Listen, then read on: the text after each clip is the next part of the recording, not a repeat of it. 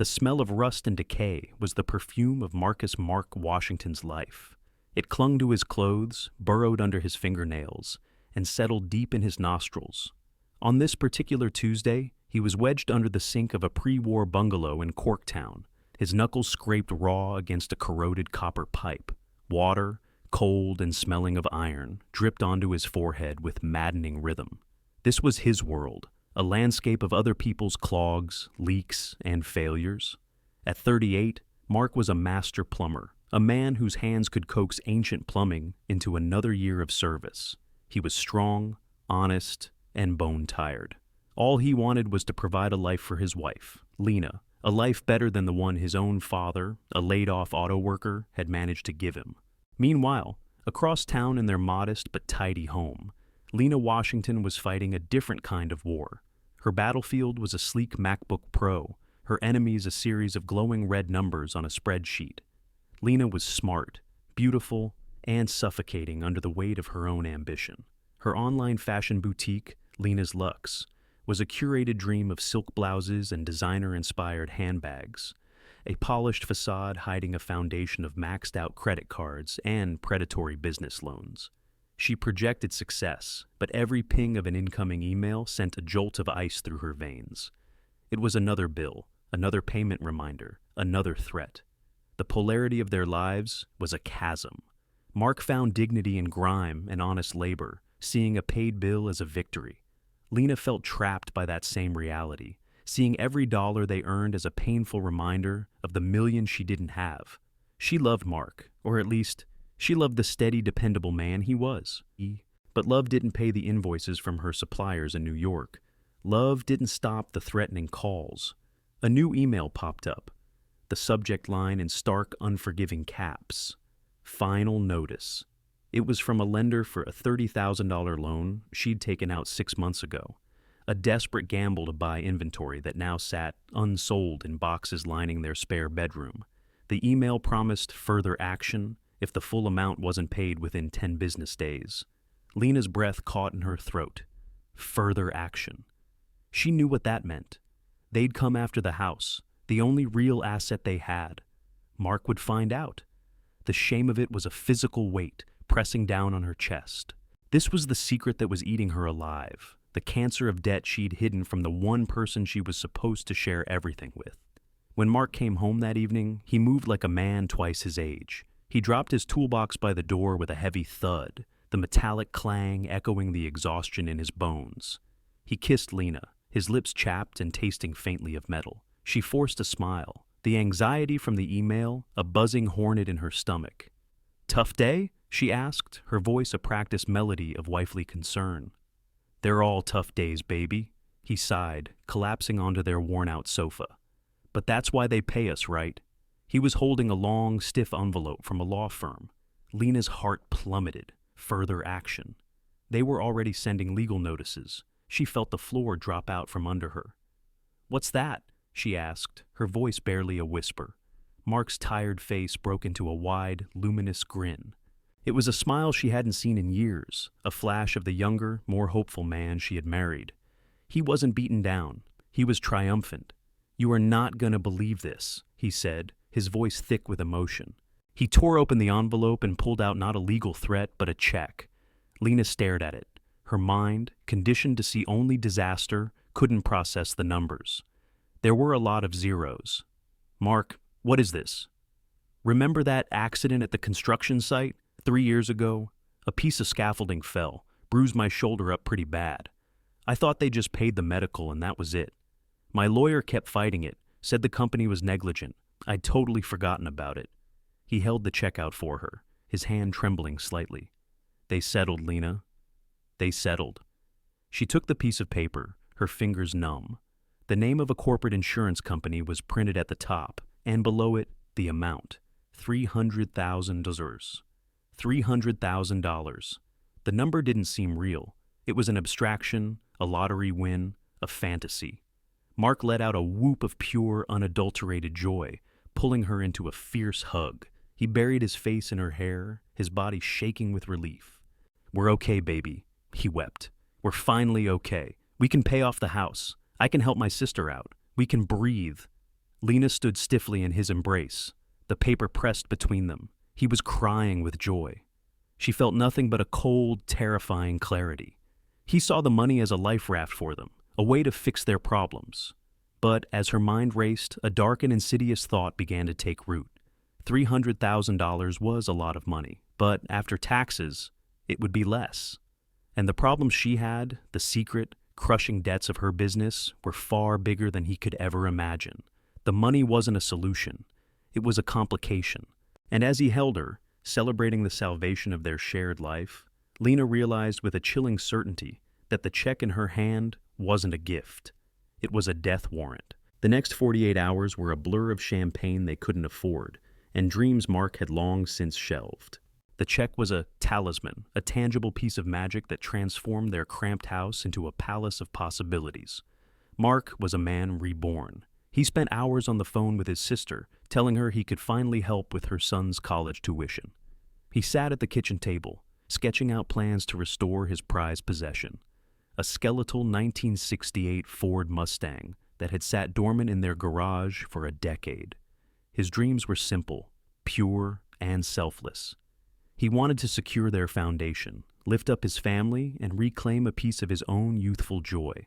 Lena played her part with Oscar-worthy perfection. She laughed, she cried tears of joy, she toasted to their new life. But behind her radiant smile, a frantic and cold calculation was taking place. The polarity was dizzying. Mark's world had exploded with light and hope, while hers had shrunk to the cold, hard numbers on a calculator app. He saw a future. She saw a bottom line. "First thing we do is call up the bank and pay off the mortgage," Mark declared, his voice booming with a confidence she hadn't heard since they were newlyweds. "Can you imagine, Lena? No more house payment. Ever." She smiled, but her mind was screaming. "The mortgage is $80,000. My business debt is over $150,000. That leaves almost nothing." The first real crack in her facade appeared when Mark mentioned taxes. "My lawyer said we got to be smart," he said, sipping a beer. "The government's going to take a big slice right off the top. Probably going to lose a good 70-80 grand. Lena's blood ran cold. She did the math in her head. $300,000 minus, say, $80,000 in taxes left them with $220,000. Mark wanted to pay off the $80,000 mortgage. That left $140,000. He wanted to give his sister at least $20,000 for his nephew. Now they were at $120,000. And he hadn't even started talking about the Mustang yet. If they split what was left, she'd be lucky to walk away with $60,000. It felt like an insult. It was enough to temporarily plug the holes in her sinking ship, but not enough to salvage it. Not enough to build the empire she dreamed of. Her dream required the whole amount. That night, unable to sleep, she sat in the blue glow of her laptop. She wasn't looking at fashion wholesalers or marketing strategies anymore. Her search history was becoming a dark map of her fracturing mind. She started innocently, typing in Windfall Asset Division in divorce. The results confirmed her fears. In Michigan, it would be considered marital property. She'd get half, at best. The thought of a messy divorce, of revealing her secret debts and having them picked apart by lawyers, was horrifying. It was a path of humiliation that led to the same destination. A compromised dream. An algorithm, sensing her late-night anxiety, pushed a news article into her feed. It had a clickbait headline, 5 silent killers hiding in your home. She clicked on it, more out of boredom than anything else.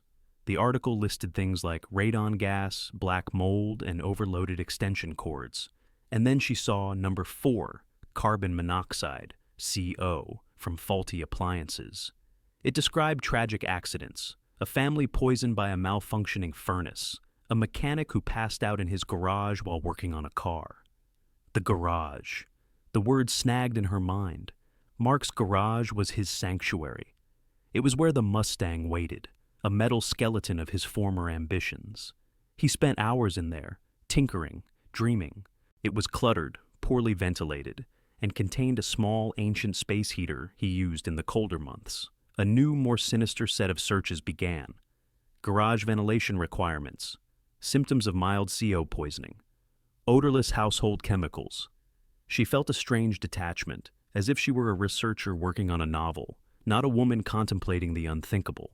The polarity was stark. The loving wife who had kissed her husband goodnight was now methodically, clinically researching how a man like him might die. Then she found it. Not on a mainstream site, but deep within a chemical safety forum for industrial cleaners. A user was complaining about a specific degreaser, a powerful solvent used for cleaning engine parts. The user warned that if the substance was exposed to direct, high heat, not open flame, but the glowing red elements of an electric heater, for instance, it would release trace amounts of a complex vapor. The vapor wasn't CO, but it was a potent neurodepressant. It was colorless, almost odorless, and its initial effects were described as a sudden wave of extreme drowsiness, confusion, and lethargy. The user wrote, "Felt like I'd been hit by a tranquilizer dart. If I hadn't gotten out into fresh air, I'd have just fallen asleep right there on the floor." Fallen asleep. Right there on the floor. In a closed garage. With a car engine that could be running. Lena stared at the screen, her heart pounding a slow, heavy rhythm against her ribs. The idea, once a shapeless phantom, began to take on a horrifying form. It wasn't murder. It was a tragic accident, a terrible, plausible, and utterly perfect accident. The plan bloomed in her mind, complete and terrifyingly clear. The path to her dream was no longer blocked by divorce lawyers and financial disclosures. It was blocked only by a single, sleeping breath. The transformation in Lena was chillingly subtle. To the outside world, and even to Mark, she was a woman renewed. The constant low-level anxiety that had hunched her shoulders and tightened her jaw seemed to melt away, replaced by an attentive, almost doting affection. She was planning their future, she said, making sure every dollar of their windfall was put to good use. But her planning was a meticulous, cold-blooded blueprint for murder. Her first move was a piece of domestic theater. One evening, as Mark was heading out to the garage, she stopped him. "Honey, I was in there earlier looking for the Christmas decorations, and that old ventilation fan is making a terrible rattling noise. I'm worried it's going to give out." Mark, ever the handyman, grunted. "Probably just a loose bearing. I'll take a look at it this weekend." "I just don't want you out there working if the air isn't circulating properly," she said, her voice dripping with concern. "It feels stuffy." She had planted the seed. Now, when he was found, she could honestly say she had been worried about the ventilation. Her next step required a trip to a specialty auto parts store on the industrial outskirts of the city, a place she'd never been. She felt a paranoid thrill, as if she were a spy on a covert mission. She found the industrial degreaser from the online forum, hidden on a bottom shelf, caked in dust. It was called Vanish HD. She paid in cash, her hand trembling slightly as she took the receipt, which she promptly crumpled and threw into a public trash can miles from her home. Back in her car, she stared at the heavy plastic container on the passenger seat. The polarity of the moment was nauseating. An ordinary shopping trip had become the most significant and most monstrous act of her life. The mundane object beside her was now a murder weapon. That night, after Mark was asleep, she slipped into the garage. The air was cold and smelled of gasoline and old memories. Mark's Mustang sat in the center, a patient ghost. In the corner was the old electric space heater, a relic from the 70s with glowing orange coils protected by a simple metal grate. This was the catalyst. Wearing disposable gloves, she opened the Vanish HD. The chemical had a faint sterile scent, almost like a hospital.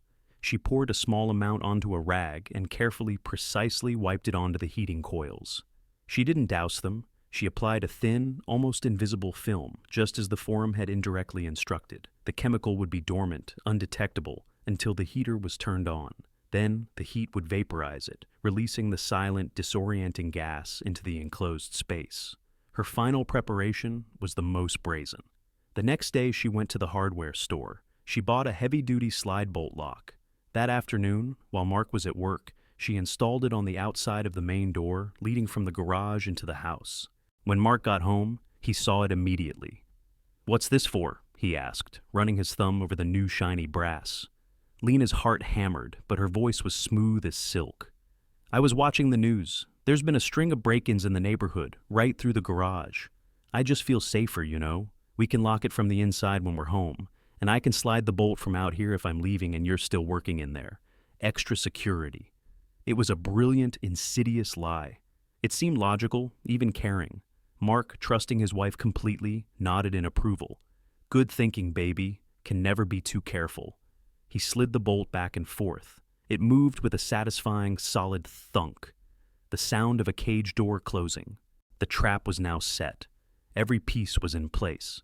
She had the chemical agent, the delivery system, a pre-established concern for the faulty ventilation, and a newly installed lock that could only be seen as an act of a loving, cautious wife. She felt a surge of adrenaline, a terrifying sense of power.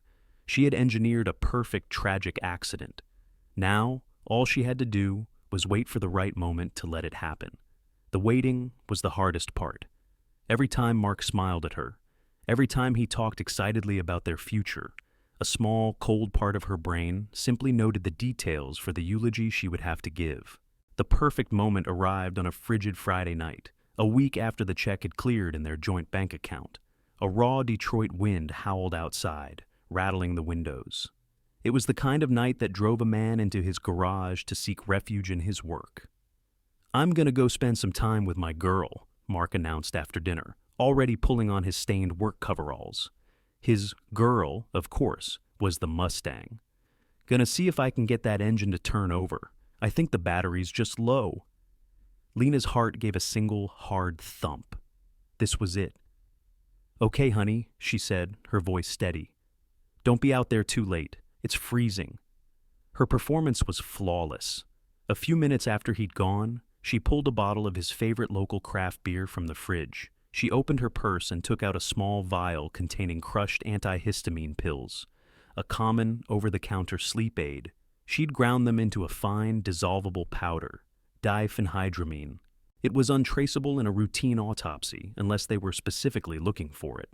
She dumped the powder into the beer, swirling it until the last of the white flecks disappeared into the dark amber liquid. A heavy dose, enough to make a man of Mark's size profoundly drowsy. She carried the beer out to the garage. The overhead fluorescent bulb hummed, casting a sterile light on the organized chaos of his workshop. Mark was hunched over the engine bay, a wrench in his hand. The old electric space heater was already on, its coils glowing a cheerful, deadly orange. The air was still clear.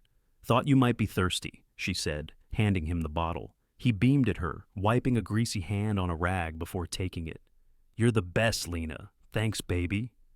He took a long, deep swallow. Lena watched his atoms apple bob, a silent countdown. She lingered for a moment, making small talk about his progress. Within minutes, she could see the drug begin to take hold. Mark yawned, a huge, jaw-cracking yawn. "Whoa," he said, shaking his head. "Guess I'm more tired than I thought." "You've had a long week," she cooed. "Don't stay out here all night." She kissed his cheek, a Judas kiss, and went back into the house, leaving the door slightly ajar. From the kitchen, she watched through the crack. She saw him take another drink of the beer. She saw him stumble slightly as he reached for a tool. She saw him lean against the car's fender, his movements becoming slow and clumsy. The combination of the drug and the invisible fumes from the heater was working faster than she'd imagined. He sat down heavily on a wooden stool, his head lolling. He looked confused, like a man trying to wake from a dream. Then, with a soft sigh, he slumped forward, his forehead coming to rest against the cool metal of the Mustang. Lena moved. She slipped out of the kitchen, pulling the heavy garage door shut behind her. The click of the latch was deafening in the sudden silence. Then, her hand steady, she slid the new brass bolt into place. Thunk. He was locked in, sealed inside his tomb. But her plan wasn't finished. It needed a final, convincing touch. She went back into the garage through the exterior side door, holding her breath as much as she could. The air felt thick, heavy. She reached into the Mustang, turned the key in the ignition. The old engine coughed, sputtered, and roared to life for a few seconds before stalling out. She did it again. It caught, then died. Perfect. Now there was a reason for the carbon monoxide. A man working on his car, turning the engine over in a closed, poorly ventilated garage. A tragic, classic accident. As she slipped out the side door, locking it behind her, she didn't notice the slight twitch of the curtains in the house across the street. Mrs. Esther, an elderly widow whose insomnia was as reliable as the sunrise, was at her window, watching her little dog do its business in the yard. She saw the garage light on at the Washingtons' house. She heard the distinct, sputtering roar of Mark's old Mustang, a sound she hadn't heard in years. It started, then stopped. Started, then stopped again. Then, silence. A deep, profound silence that felt wrong. She saw a figure slip out the side door of the garage, but couldn't make out who it was in the dark. Shrugging it off as her old eyes playing tricks, she turned from the window, the unsettling quiet of the night soon forgotten. For now. 2 hours later, Lena made the call. Her scream into the 911 dispatcher's ear was a masterpiece of feigned hysteria. "My husband! He's in the garage! I went to check on him, and the door is locked from the inside. He's not answering. Please, you have to help." The lie about the door being locked from the inside was crucial. It was the cornerstone of her story. The first on the scene were 2 patrol officers, a veteran with a thick mustache and a rookie with wide, nervous eyes. They kicked in the door connecting the house to the garage. The scene that greeted them was exactly what Lena had designed. A man slumped over his beloved car, an empty beer bottle on the floor beside him, the air thick with the faint smell of exhaust. The space heater was still glowing in the corner. "Looks like he was working on the car, passed out, and the CO got him," the veteran officer said with a world-weary sigh. He'd seen it a dozen times. To him, this was just another sad, stupid accident in a city full of them. The rookie, trying to be thorough, nudged his partner. Or maybe a suicide? The money thing can mess people up. Heard they just got a big payout. The older officer shrugged. Could be. Either way, it's an open and shut case. Call the ME and the detective. Let's get this over with. Their casual dismissal of Mark's life, their immediate leap to the most convenient conclusion, was a subtle form of racism that permeated the system. A black man dead in a working-class neighborhood. It was a statistic, not a tragedy that required deep investigation. Their conclusion was a reflection of their bias. People in this part of town died from accidents or despair. It was just the way things were. The detective who caught the call was Alani Laney Jackson. She was a black woman in her early 40s, sharp, methodical, and utterly immune to the lazy assumptions of her colleagues. She had fought her way up in a department dominated by men who looked like the 2 patrol officers now giving her their half-baked theories. Lonnie didn't see statistics, she saw stories, and her job was to find the true one. She entered the garage, her eyes missing nothing. The polarity of the scene struck her immediately.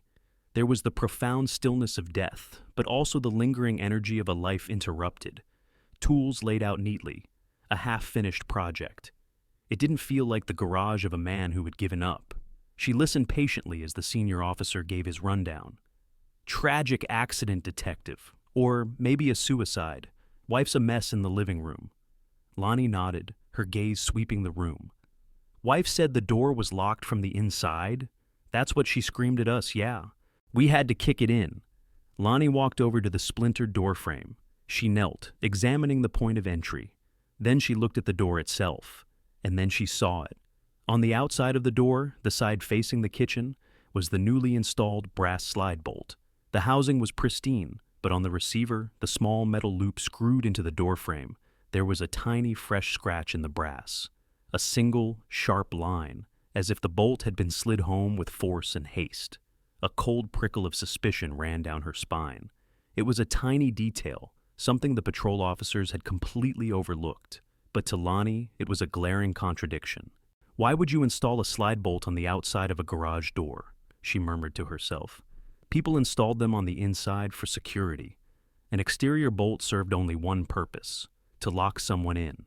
She looked at the kicked-in door, at the grieving widow in the other room, and at the tiny damning scratch on the brass lock. The neat narrative of accident or suicide had just been torn wide open. The story, she realized, was just beginning. And it was almost certainly a story of murder. Detective Jackson's interview with Lena Washington was conducted at the kitchen table, the same table where Mark had recently celebrated his good fortune. Lena, wrapped in a blanket, played the part of the grieving widow to perfection. Her voice was broken, her eyes red-rimmed, her hands trembling as she clutched a mug of tea. "He'd been different since the accident at work," she began, weaving her pre-planned narrative. The money helped, of course, but I think he felt, I don't know, guilty, like it was blood money. He was quiet, withdrawn. I never thought he would do something like this. She artfully planted the idea of suicide, framing it as a tragedy born of a troubled mind. Lonnie listened, her expression a mask of professional sympathy. She let Lena talk, observing the small tells, the way her eyes darted away when she mentioned Mark's depression, the slight tremor in her voice that felt more like nerves than grief. The polarity was fascinating, a performance of profound sorrow delivered with the cold precision of a surgeon. "So, you believe he took his own life?" Lonnie asked gently. Lena nodded, a single tear tracing a path down her cheek. "I don't want to, detective. But what else could it be? A man locks himself in his garage. It's a classic sign, isn't it?" "You're the one who locked him in," Lonnie thought. The next day, Lanny paid a visit to Jamal, Mark's best friend and co-worker. They met at a small diner, the air thick with the smell of coffee and fried bacon. Jamal's grief was raw, unscripted. His eyes were bloodshot, and he hunched over his coffee cup as if it were the only thing holding him up. "Depressed? Suicidal? That's bullshit, detective," he said, his voice cracking. "Complete and utter bullshit. I was with Mark the day he got that check. That man was on top of the world. He was finally going to get that Mustang running. He was talking about taking Lena on a real vacation, maybe to Florida. He was making plans. Men who are making plans don't kill themselves." The first major crack in Lena's story had appeared. Jamal's testimony painted a picture of a man filled with hope, the polar opposite of the depressed, guilt-ridden figure Lena had described. "Was everything okay between them?" Lonnie asked. Jamal hesitated. They had their struggles, like any couple. Money was tight. Lena, she's ambitious. Mark was a simpler guy, but he loved her. He would have done anything for her. Lonnie's next stop was across the street, at the home of the elderly widow, Mrs. Esther. The old woman was hesitant to speak at first, afraid of being seen as a nosy neighbor. But Lonnie's patient, respectful manner coaxed the story out of her. "I was up late, watching my little Pipe in the yard," she explained. "And I heard it, Mark's old car. It's got a very particular sound, you know, a rumble. It started up, then died right away. Then it happened again. After that, nothing. Just quiet. Did you see anyone, Mrs. Esther?" "I thought I saw a figure slip out the side door of the garage after the noise stopped," she said, her brow furrowed in concentration. "It was dark, and my eyes aren't what they used to be. But it was strange." Another crack. Lena had claimed she'd been inside the house the whole time, only discovering the scene hours later. The final decisive blow to Lena's narrative came from the medical examiner's preliminary toxicology report. Lonnie read the email in her car, the words jumping off the screen. Mark's blood had the expected high levels of carbon monoxide, but it also contained something unexpected, a concentration of diphenhydramine that was, according to the ME, significantly above therapeutic levels. It was the active ingredient in common over-the-counter sleep aids like Benadryl, enough to cause extreme drowsiness and disorientation in a man of his size. It wasn't enough to kill him on its own, but it was certainly enough to render him incapable of saving himself. Lonnie leaned back in her seat, the pieces clicking into place. Mark hadn't just passed out. He had been incapacitated, drugged. She thought back to Lena's tearful performance. Her story about Mark being depressed about the money was a lie. The money was his reason for living, not dying. And now, the toxicology report provided the means. Lena hadn't just allowed an accident to happen. She had orchestrated it. The story was no longer about a potential suicide. It was about a meticulous, cold-blooded murder, and Lonnie now had a clear path to prove it. The case was building, but Detective Jackson was missing a crucial piece of the puzzle, the catalyst. The toxicology report explained the victim's lethargy, and the car engine explained the carbon monoxide, but something still felt off. The medical examiner noted that the progression of CO poisoning seemed unusually rapid. Lonnie couldn't shake the feeling that another agent had been at play, something that had accelerated Mark's incapacitation. The garage had been swept by forensics, but they were looking for standard evidence: fingerprints, fibers, signs of a struggle. They weren't looking for an invisible chemical vapor. This was where Lonnie's methods diverged from the old guard. At the morning briefing, she put in a formal request for a K-9 unit, specifically a chemical detection dog. Her lieutenant, a grizzled veteran named Captain Miller, looked at her over his reading glasses. "A what?" "Jackson, the ME found CO and Benadryl. The guy was drugged and gassed. What more do you need?" "I need to know how she was so sure he'd pass out before the CO became unbearable," Lonnie countered. "I think she used an accelerant, something to knock him off his feet fast. Forensics missed it. A dog won't." Miller sighed, rubbing his temples. The subtle prejudice was there. It wasn't just skepticism. It was annoyance that this young black female detective was complicating a case that his patrol officers had already wrapped up in a neat, albeit incorrect bow. "Fine, Jackson, you get your dog. But if this turns into a wild goose chase, it's on you. We have actual murders to solve." The K-9 unit that arrived was a single handler, a quiet man named Officer Kovich, and his partner, Odin. Odin was a magnificent Belgian Malinois, lean and alert, with intelligent brown eyes that seemed to see right through you. He wasn't a bomb dog or a drug dog. His specialty was hazardous materials and chemical traces. Kovich led Odin into the garage, which was still sealed with police tape. The polarity of the scene was stark. The grim, silent evidence of human violence was about to be examined by the pure, instinctual focus of an animal. "What are we looking for, detective?" Kovich asked. "Anything that shouldn't be here," Lonnie said. "An industrial solvent, a cleaner, anything with a volatile chemical signature." Odin began his work. He moved with a silent, intense grace, his nose twitching, sampling the air in short, sharp sniffs. He swept past the tool benches, past the Mustang, past the spot where Mark's body had been found. He showed no interest. Captain Miller, who had come to watch, crossed his arms and smirked, a look that clearly said, "I told you so." Lonnie's heart sank. Maybe she was wrong. Maybe she was chasing a ghost. Odin continued his sweep, moving toward the corner of the garage, and then he stopped. He froze, his body rigid, his tail straight. He was locked onto the old, dusty electric space heater. It was unplugged, cold, and inert. To the human eye, it was just a piece of junk. But Odin saw something else. He lowered his head, his nose hovering inches from the metal grate covering the heating coils. He let out a low, guttural whine. Then he sat down, looked directly at Kovich, and let out a single, sharp bark. It was his signal. He had found it. Kovich knelt beside him. "Show me, boy." Odin nudged the heater with his nose, then barked again, more insistently this time. He began to scratch at the metal grate, his focus absolute. Captain Miller's smirk vanished. "He's alerting on the heater," Kovich announced, his voice calm but firm. "There's a chemical trace on it. Faint, but it's there." Lonnie felt a surge of adrenaline, a vindication that was sharp and sweet. She had been right. The heater wasn't just a heater, it was a delivery system.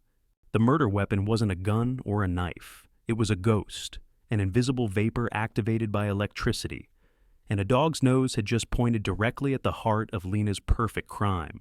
Odin had found the truth in a place no human investigator would have ever looked. The wild goose chase had just found its fox. Odin's alert transformed the investigation. The space heater, once an incidental part of the background, became the central piece of evidence. The forensics team, now armed with a specific target, carefully swabbed the heating coils and sent the samples for advanced mass spectrometry analysis. While Lonnie waited for the results, she dove into the part of Lena's life that couldn't lie, her finances and her digital footprint. She obtained warrants for Lena's bank accounts, credit cards, and online purchase histories. The picture that emerged was one of catastrophic failure hidden behind a veneer of chic success. The business loans, the maxed-out credit cards, the threatening notices from creditors. It was all there in black and white. The polarity was staggering. The confident, stylish entrepreneur Lena presented to the world was, in reality, a woman drowning in a sea of red ink. The $220,000 after taxes from Mark's settlement wasn't just a windfall.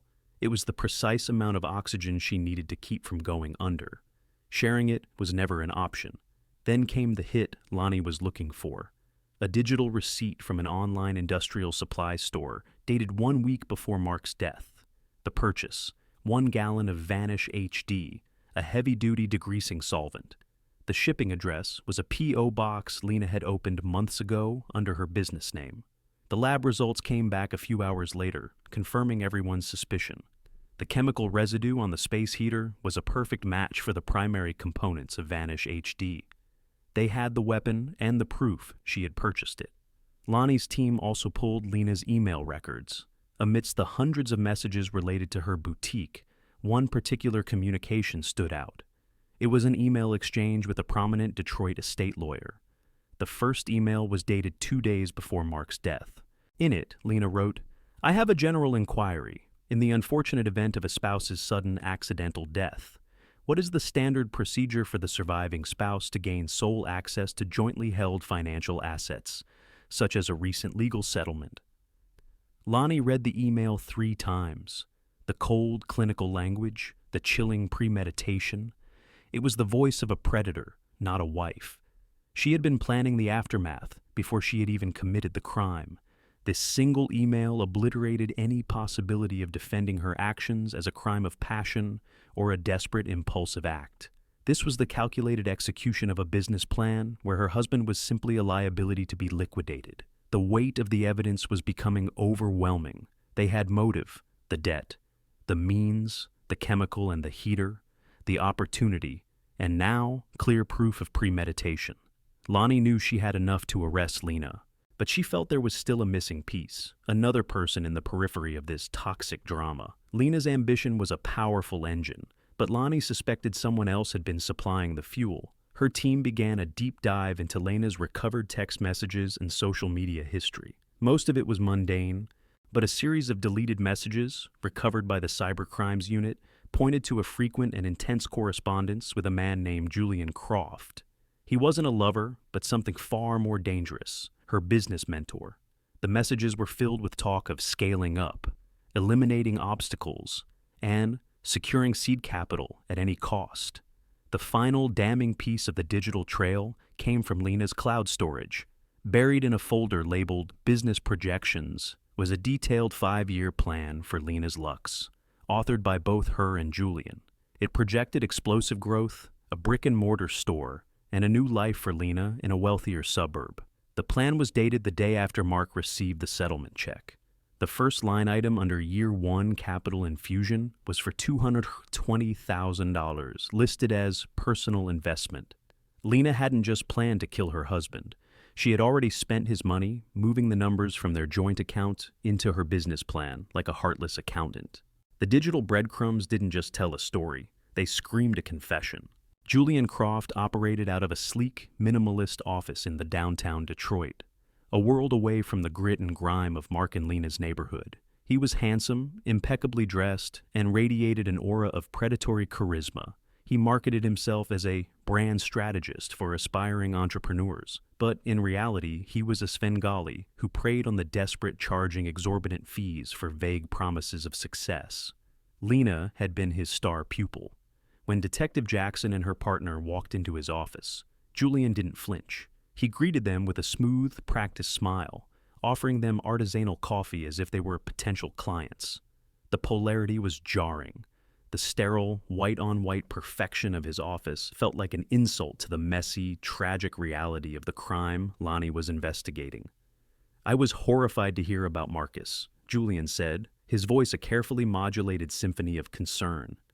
"Lena must be devastated. She adored him. We're just trying to get a complete picture of their lives, Mr. Croft," Lonnie said, her tone neutral. "We understand you were her business advisor."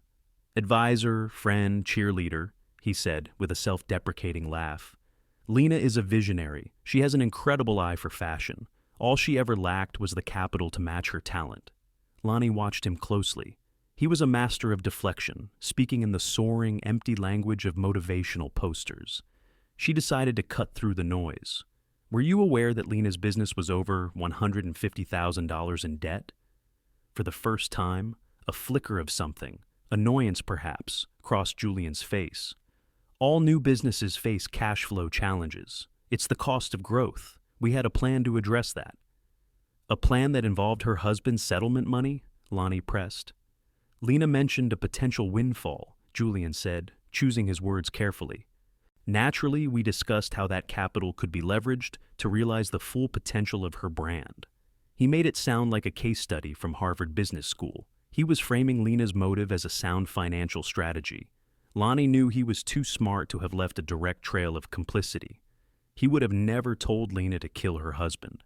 But she suspected he had created the psychological environment where murder seemed like a logical, even necessary, business decision. He had fed Lena's ambition, validated her dissatisfaction, and painted a picture of a glorious future that was just one obstacle away. "We recovered some emails between you and Lena," Lonnie said, letting the statement hang in the air. "You seem to be encouraging her to secure funding by any means necessary." Julian leaned back, steepling his fingers. He wasn't rattled, he was amused. "Detective, that is standard entrepreneurial language. It means hustle. It means work ethic. It does not mean bludgeoning your spouse for insurance money. I can't be held responsible for how Lena chose to interpret my advice." He was slick, untouchable. He was the devil on Lena's shoulder, whispering encouragement, but smart enough to keep his own hands clean. Lonnie knew she wouldn't be able to pin him as an accessory to murder, but he was a crucial part of the story, the catalyst for Lena's greed. Her team had, however, recovered one final, deleted email from Julian to Lena, sent the night before Mark's death. It was the key to his moral culpability. Lonnie had it memorized. She looked Julian straight in the eye. "The night before Marcus died, you sent Lena an email. It was short. Do you remember what it said?" Julian's smile finally faltered. He remained silent. Lonnie recited it from memory. It said, "Tomorrow is the first day of your new life. Be brave. When this is over, no one can stand in your way again." She let the words settle in the cold, quiet office. It wasn't an order, it wasn't a confession, but it was a blessing. It was the final push he gave her, the validation she needed to step over the edge. Julian Croft hadn't physically killed Mark Washington, but he had helped convince Lena that his death was just a necessary and ultimately profitable business expense. His ambition was the spark that lit her fuse. The interrogation room was small, gray, and smelled faintly of stale coffee and desperation. It was a place designed to strip away facades. Lena Washington sat at the metal table, a court-appointed lawyer by her side. She had been brought in for questioning, and she wore an expression of weary indignation, the look of a grieving widow being unjustly harassed. Her performance, Lonnie noted, was still holding up. Lonnie didn't begin with accusations. She began with evidence. She walked in and placed a single evidence bag on the table. It contained the receipt for Vanish HD. "We found this, Lena," Lonnie said, her voice soft, almost conversational. "A digital copy anyway. From an online store, shipped to a P.O. box in your name." Lena glanced at it, then looked at her lawyer. "I have no idea what that is. I buy supplies for my business all the time." Lonnie placed a second bag on the table. This one contained the forensic photos of the heating coils from the space heater. "The lab found traces of that same chemical on this heater in your garage. The dog found it first, actually. His name is Odin." Lena's composure began to crack. Her mask of grief was being chipped away, piece by piece. The polarity in the room was shifting from feigned victimhood to exposed guilt. Next came the printout of her email to the estate lawyer. Lonnie slid it across the table. "You sent this 2 days before Mark died. You were already planning for his accidental death. That's a lot of foresight for a grieving widow." The lawyer cleared his throat. "My client will not be answering any questions about these documents." Lonnie ignored him, her eyes locked on Lena. She slid another document forward, the toxicology report, with the levels of diphenhydramine highlighted in yellow. "You drugged him, Lena.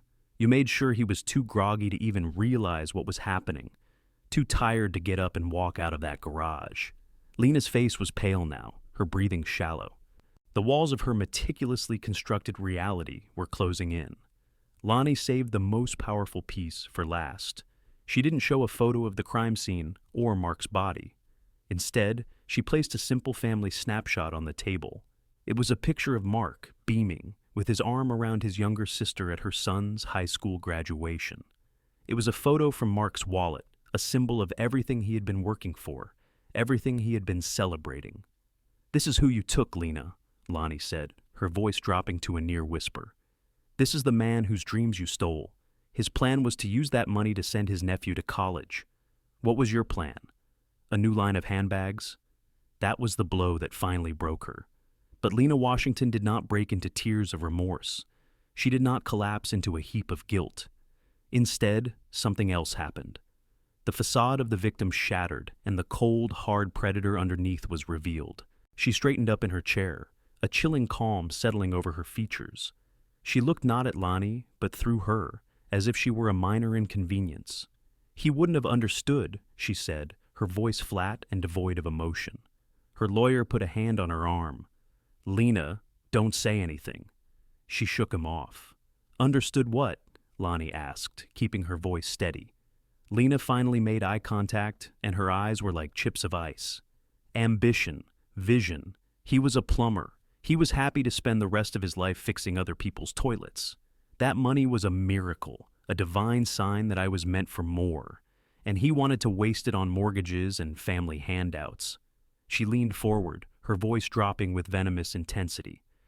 "Do you have any idea what that money is after taxes? It's barely over 200 grand. If we split it, I'm left with $100,000. $100,000! That pays off my debts and leaves me right back where I started, with nothing." It wasn't enough. Her confession was not a cry for help. It was a business analysis. "That money was my only chance to become who I was meant to be," she finished, a bitter smile twisting her lips. "He wasn't my husband at that point. He was just an obstacle, the last obstacle." In the sterile gray room, under the buzzing fluorescent lights, Lena Washington had finally stopped performing. The truth she revealed was more terrifying than any lie she could have told. It was the truth of a soul so consumed by ambition that it had burned away everything human, leaving only a cold, dark void. The conviction was swift. Faced with her own chilling confession and a mountain of irrefutable evidence, Lena Washington was found guilty of first-degree murder.